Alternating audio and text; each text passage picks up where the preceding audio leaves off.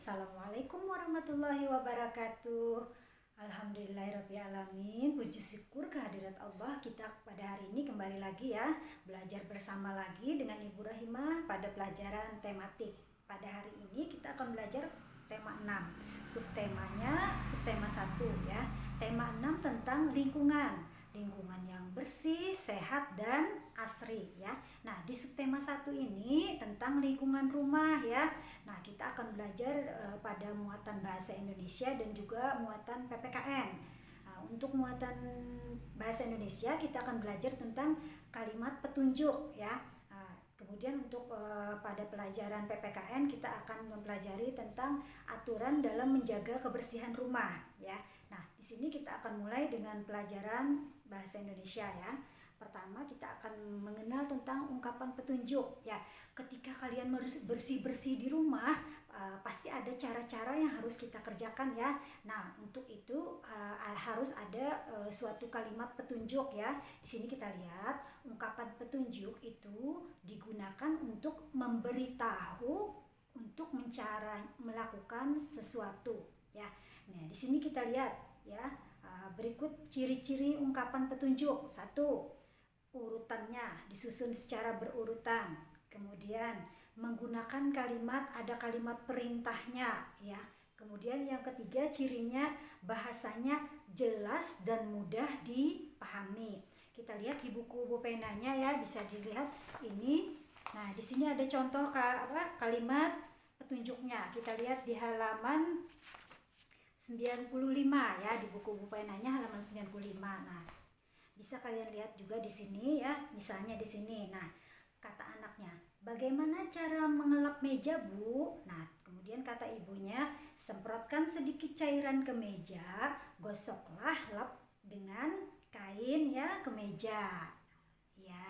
Nah, ini merupakan kalimat petunjuk, berarti cara-cara untuk mengerjakan sesuatu ya. Nah, yang diucapkan ibu tadi merupakan kalimat petunjuk ya. Nah, di sini kalian paham ya sudah ya apa itu kalimat petunjuk. Nah, kemudian ya di sini kita bisa juga lihat tentang untuk membuat kalimat petunjuk bisa berdasarkan gambar di sini ya. Kita akan jelas cara-cara mengerjakannya karena sudah ada gambarnya. Kalian bisa di sini lihat contoh ungkapan petunjuk cara membersihkan kamar. Nah, apa dulu kalau mau bersihkan kamar? Ya, kita bersihkan dulu benda-benda yang di kamar ya, kita rapikan, kita susun pada tempat-tempatnya. Nah, kemudian di sini juga setelah disusun rapi, kita bersihkan debu yang menempel menggunakan kemoceng atau kita lap misalnya di mejanya kita lap dengan bersih, kacanya kita sapu dengan kemoceng. Kemudian kita lihat di sini lagi, setelah itu baru kita sapu. Nah, kemudian dipel hingga bersih ya. Nah, itu merupakan cara untuk kalimat petunjuk untuk membersihkan rumah ya.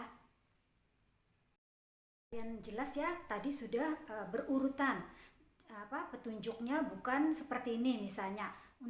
Cara untuk membersihkan rumah petunjuknya 1, langsung dilap. Nah, itu juga jelas bukan kalimat petunjuk karena dia tidak berurutan, tapi harus mengelapnya itu adalah cara yang terakhir. Yang pertamanya dirapikan dulu perabotan yang ada di kamar tersebut.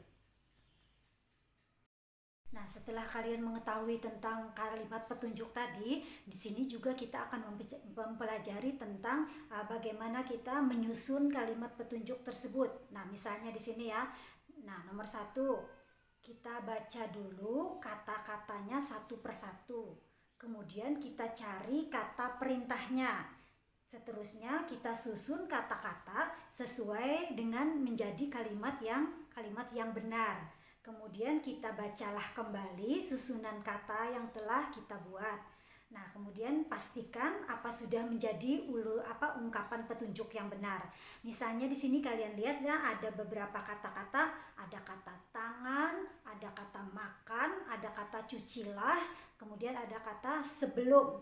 Nah, untuk menyusun kalimat ini ya, kata-kata yang masih acak ini kita bisa mulai dengan kita mulai dengan kata-kata kita lihat sudah kata-katanya ya. Kita mulai kembali dengan melihat kalimat perintahnya. Tadi sudah ada kata apa kalimat perintahnya? Nah, ada kata cucilah. Berarti itu merupakan kata pertama ya. Jadi diawali dengan kalimat perintah. Cucilah, apa yang tadi dicuci ya? Ceritanya tadi, cucilah tangan sebelum makan. Nah, ini merupakan petunjuk cara kita mau mengerjakan sebelum makan ya.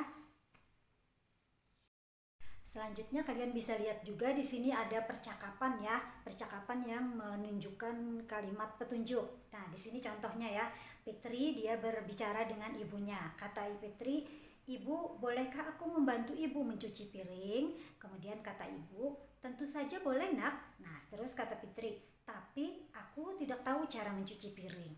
Nah, kemudian ibu berkata, "Nah, pertama, buanglah sisa makanan yang ada di piring. Kemudian bersihkan piring yang akan piring yang akan dicuci. Kemudian tuangkan cairan pembersih ke spon ya, ke spon. Kemudian gosoklah piring dengan spon tersebut. Setelah itu kemudian bilaslah piring dengan air hingga bersih." Nah, kemudian kata Fitri, "Oh begitu, terima kasih atas petunjuknya, Bu." Nah, jelas ya dari kata-kata ibu tadi caranya menunjukkan tentang petunjuk cara mencuci piring.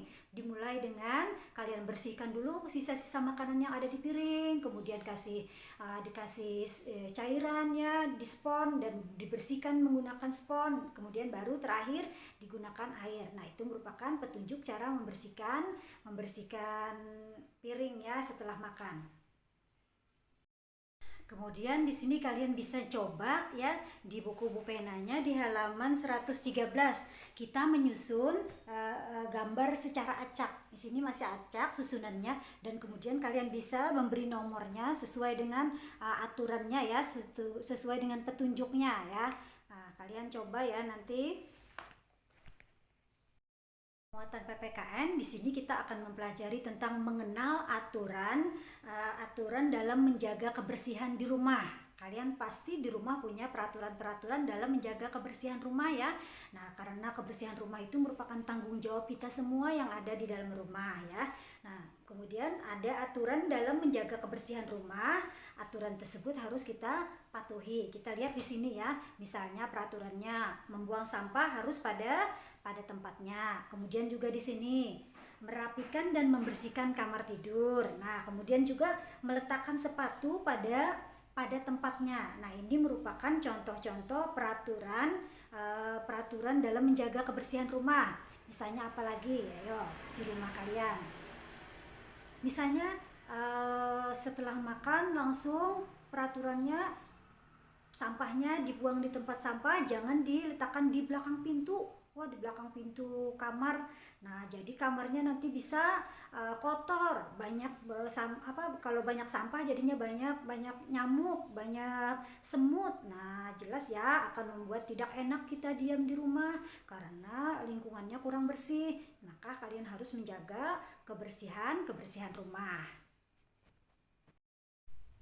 Di sini bisa kalian lihat juga beberapa dari peraturan-peraturan dalam menjaga kebersihan rumah ya. Nih, merapikan tempat tidur, kemudian menyapu lantai, nah kemudian juga merapikan mainan setelah mainan.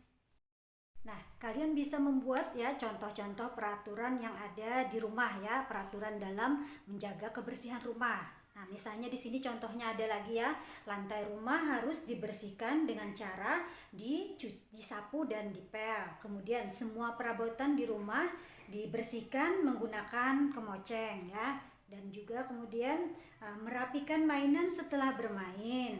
Terus kaca jendela harus dibersihkan menggunakan lap dan kemoceng ya. Nah, itu merupakan contoh-contoh peraturan yang ada di rumah ya. Kalian minta ibu minta kalian coba ya untuk membuat satu peraturan dalam menjaga kebersihan di rumah ya. Kalian bisa ya. Oke. Nah, alhamdulillah untuk pelajaran kita tematiknya pada hari ini sampai di sini dulu. Nanti kita sambung besok untuk muatan SBDP dan juga matematikanya ya. Assalamualaikum warahmatullahi wabarakatuh. Jumpa lagi besok.